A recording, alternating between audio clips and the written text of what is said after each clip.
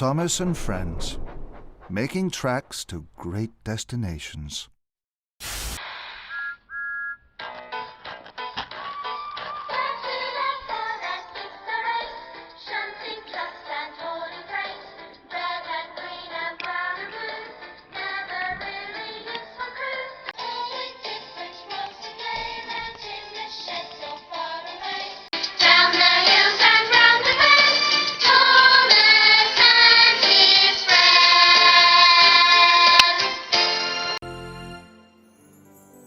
The island of Sodor is surrounded by beautiful blue sea. It has fields of green and sandy yellow beaches. There are rivers, streams, and lots of trees where the birds sing. There are windmills and a coal mine, and docks where visitors to the island arrive. The island also has lots and lots of railway lines. Who's that puffing down the track? It's Thomas. Hello, Thomas. Hello, everybody. Welcome to the island of Sodor. The Great Discovery.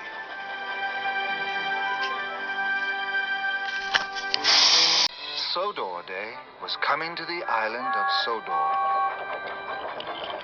Thomas and James were very excited. There would be picnics all over the island. A magnificent brass band,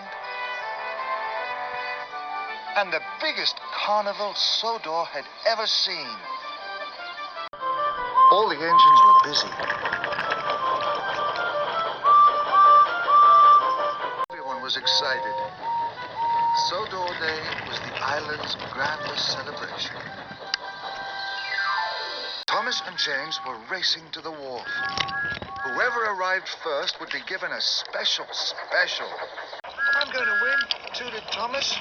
No, I will, whistled James. And on they raced. Faster than the wind, and more daring than darting arrows.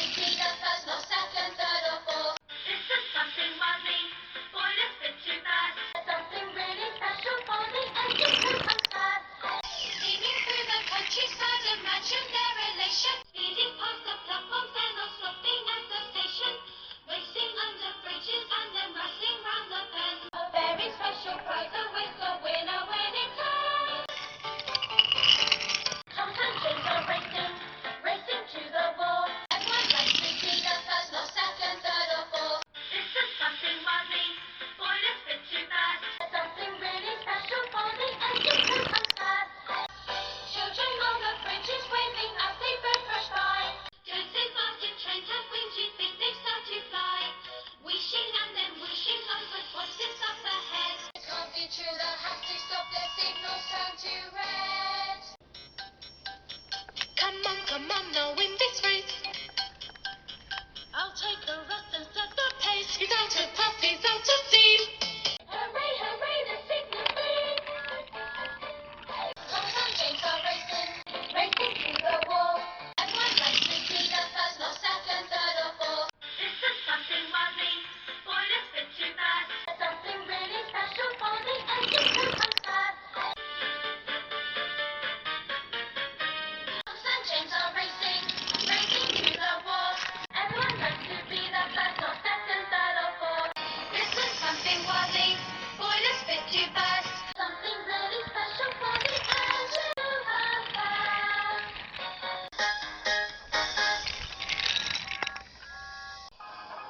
Thomas and James steamed into the wharf. First, James in front. Then, Thomas took the lead. The wharf was buzzing. Barges chugged, cranes swung, and freight cars rattled and rolled.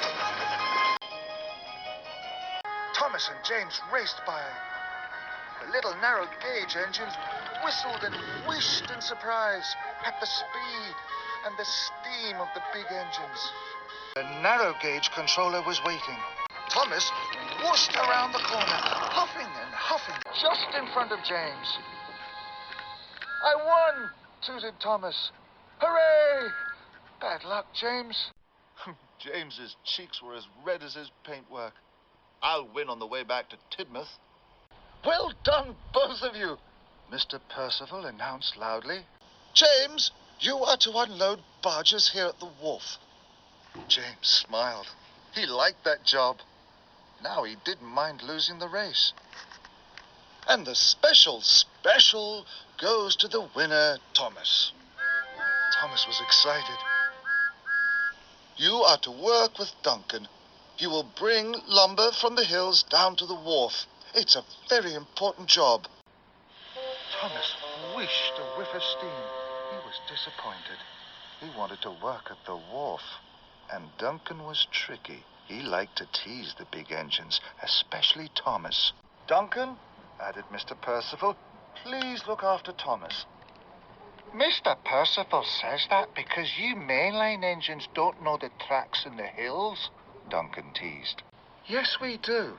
Mr. Percival wants me to work with you because you little engines can only carry small loads, teased Thomas back. Duncan huffed crossly away. Later, at the transfer yards, Thomas was waiting for Duncan. Duncan puffed in. Is that all the lumber you can pull? Teased Thomas. James is waiting for me at the wharf. I can't wait for you all day. That made Duncan cross. Thomas pumped his pistons. His trucks were now piled with logs and he was ready to leave. Then Duncan had a cheeky idea. I can show you a quick way back to the wharf, but you have to go over Rolling River Bridge. It's very high. Thomas wasn't sure. You big engines aren't scared of high bridges, are you? Puffed Duncan. No, we're not, huffed Thomas crossly. I like high bridges. Please, show me the way to Rolling River Bridge. So, the two engines steamed on. Thomas and Duncan chuffed up to the junction. Take this old track to the bridge, puffed Duncan.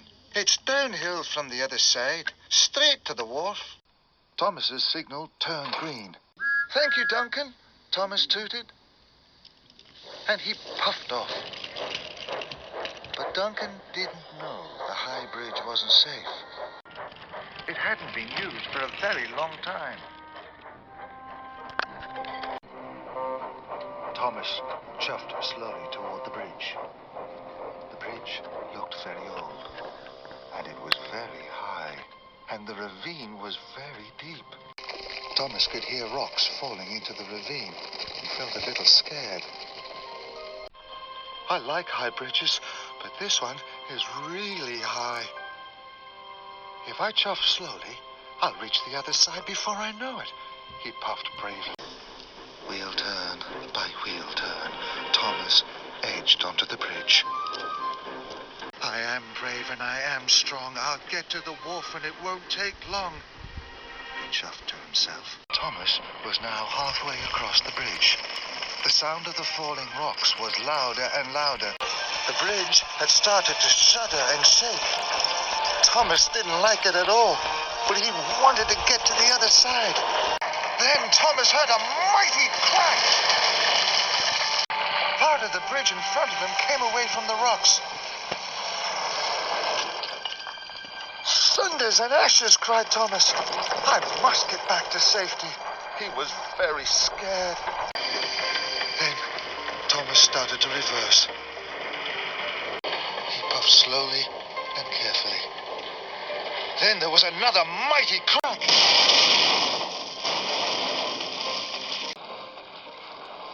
A large piece of the broken bridge fell down into the ravine below.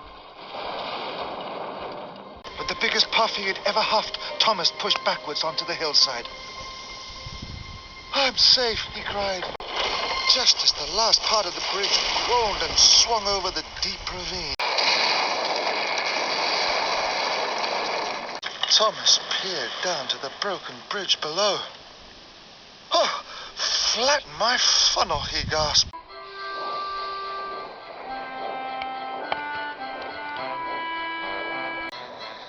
Thomas puffed back to the junction. He saw there was another track. Maybe this track goes to the wharf too, whistled Thomas. And he rattled away down the steep track. The track was covered in thick brambles and bushes. They scrunched and scratched as Thomas chopped through them. Oh, no one has been down here for a very long time, he huffed. And he puffed on.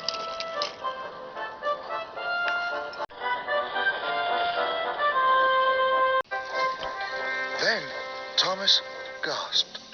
He had arrived at a hidden town. It was overgrown, rusty, and very old. Bubbling boilers, Thomas cried. There were lots of old buildings and a station covered in ivy. What a funny place to have a town, he tooted.